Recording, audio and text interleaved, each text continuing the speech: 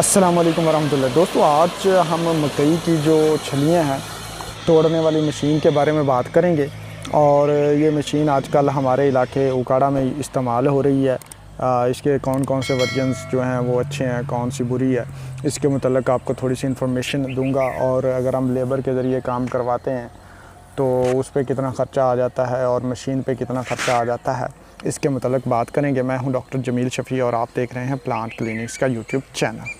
तो दोस्तों, ये है वो मशीन जो छलियाँ तोड़ती है मकई की छलियाँ तोड़ना वाकई एक मुश्किल काम है और इसके लिए आजकल लेबर को ढूंढना बहुत ही मुश्किल हो जाता है। और बाज़ औक़ात लेबर जो है वो कई दिन लगा देती है, जिसकी वजह से हमारी फ़सल जो है वो बर वक्त उसकी छलियाँ नहीं टूट पाती और बाज़ औक़ात बारिश हो जाती है, उसकी वजह से छलियाँ जो है वो खेलियों में पड़ी पड़ी ख़राब हो जाती हैं। तो उसके मसाइल को हल करने के लिए ये मशीन उसके अल्टरनेटिव्स में है। ये मशीन बड़ी भी होती है, छोटी भी होती है। ये वाली जो मशीन है थोड़ी मीडियम साइज़ की छोटी है, बड़ी मशीनों में नहीं शामिल है।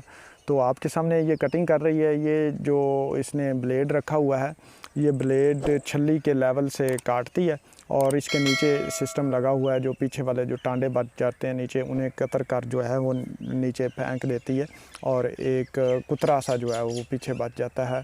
पीछे खड़े टांडे नहीं रहते। और इसके बाद ये ज़मीन जब तैयार करेंगे तो उसमें अगर आप रोटावेट वगैरह करना चाहें, डिस्क एरो चलाना चाहें तो वो आसानी से चल सकती है इसमें।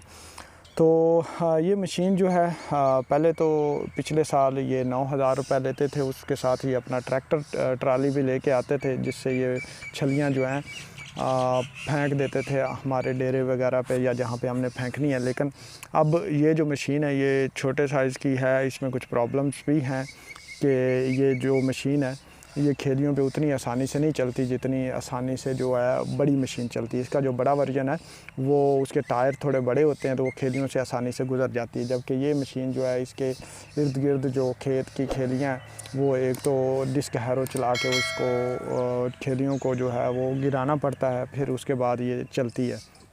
और दूसरी ये है कि आजकल इनकी प्राइसेस भी बहुत ज़्यादा हाई हो गई हैं। अब ये जो मशीन आपके सामने चल रही है, ये मशीन जो है वो 13 से 14 हज़ार रुपये 1 एकड़ का ले रही है। और उसके साथ ये जो ट्रैक्टर हैं और ट्रालियाँ हैं और जो इर्द गिर्द डिस्क हैरो वगैरह चलाने का इंतज़ाम है वो अलहदा से होता है। तो एक मशीन के साथ कम से कम 2 ट्रैक्टर्स ट्रॉलीज़ होते हैं। तो वो फिर एक ट्रॉली फिल हो जाती है, वो फेंक आती है, जबकि दूसरी ट्रॉली जो है वो फिर फिलिंग के लिए वहाँ पे मौजूद रहती है। तो इस तरह से ये काम जल्दी हो जाता है। ये वाली जो मशीन आपको सामने नज़र आ रही है ये एक दिन में 5 से 6 एकड़ जो है वो हार्वेस्ट कर लेती है। अब इस मशीन की अगर बैक साइड पे हम देखें तो नुकसान कितना करती है, तो ये कुछ छलियाँ छोड़ती है वाकई ही। कुछ दाने भी जो है वो कतर के मशीन नीचे जो है वो फेंकती है, लेकिन वो इतने ज़्यादा नहीं है। लेकिन अब उन छलियों को इकट्ठा करवाने के लिए हमें इस तरह की लेबर भी हायर करनी पड़ती है जो पीछे से जो है इकट्ठा करती रहती है। इसके मुकाबले में ये जो आपके सामने नज़र आ रही है ये वाली हार्वेस्टिंग छलियाँ तोड़ी गई हैं लेबर के ज़रिए। जो लेबर है वो दिन ज़्यादा लगाती है, काम भी लेबर की नीयत अच्छी हो तो बहुत ज़बरदस्त करती है। इस वक्त जो इसका रेट चल रहा है वो 9 से 10 हज़ार रुपये एकड़ का ले रहे हैं।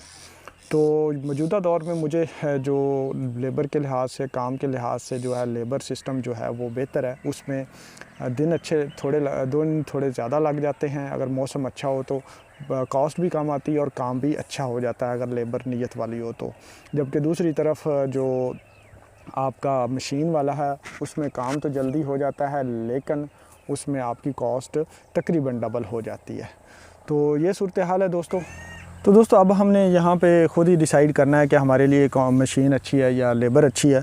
बहरहाल अगर बारिशें नहीं हैं, मौसम अच्छा है, धूप निकली हुई है तो लेबर ज़्यादा बेहतर रह जाती है अगर लेबर की अवेलेबिलिटी है। लेकिन अगर आपने ज़मीन जल्दी फ़ारग करवानी है और आप चाहते हैं कि बाज़ औक़ात ठेके पे ज़मीन ली होती है तो वो फिर मालिक उसका तंग कर रहा होता है, तो उस वक़्त ये मशीनी जो हार्वेस्टिंग है वो बेहतर रह जाती है।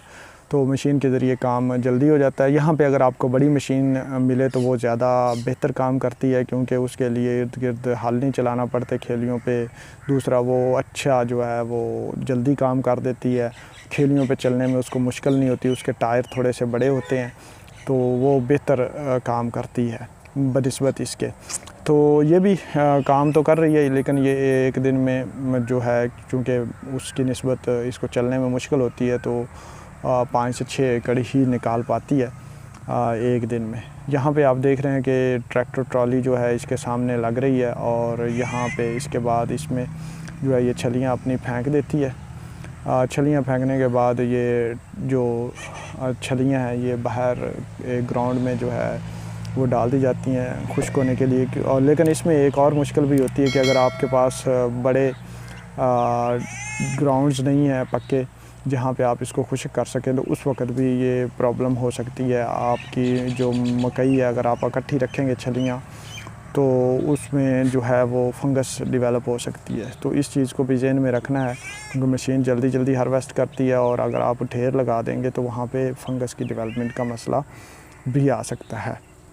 तो यहाँ पे नुकसान की बात करें तो नुकसान का, जैसे कि मैंने पहले बताया, थोड़ा बहुत ये नुकसान करती है।